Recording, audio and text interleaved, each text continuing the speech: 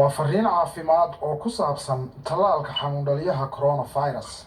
Tan iyo markii uu bilowday faafitaanka fayraska corona kaas oo dad badan galaaftay, waxa ay Somaliland safka hore kaga jirtay wadamada xakameeyay faafitaanka cudurkan. Muddada intaas leeg waxa ay khubarada caafimaadku wadeen howlgallo iyo dadaallo lagula tacaalayo xakamaynta iyo wax ka qabashada fayraska corona. Wasaaradda Horumarinta Caafimaadka ee Somaliland iyo hay'adaha WHO iyo UNICEF waxa ay ka fulinayaan dalka Somaliland markii sideedaad ololaha tallaalka ka hortagga caabuqa coronavirus kaas oo socon doona muddo 10 cisho ah oo ka bilaabmaysa 22 bishan aynu ku jirno ee May sanada 2022 socon doona ilaa 31 bisha May sanada 2022.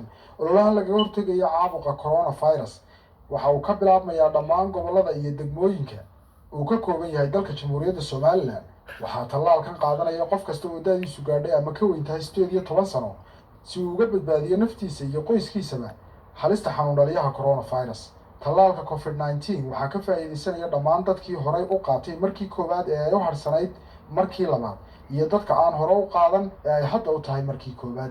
Tallaalka COVID-19 way qaadan karaan dadka la nool xanuunada sida dhiigkarka, macaanka, xiiqda, jeeni wareenka, infekshanka beerka iyo kelyaha, waana dadka ugu nugul inay halis ku galaan xanuunka dilaaga ah ee coronavirus. Dadyoga ku nool adduunyada ayaa waqtigan qaadanaya COVID-19 tallaalkaas oo la xaqiijiyay inuu joojinayo faafidda iyo khatarta uu xanuunkani leeyahay.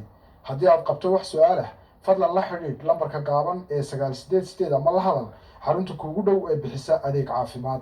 Inta aad sugayso inaad hesho tallaalka, xasuusnow oo ha iloobin inaad joogtayso maydhista gacmaha, afsaabka oo aad fariintan waxay idiin soo gudbinaysaa Wasaaradda Horumarinta Caafimaadka ee Somaliland.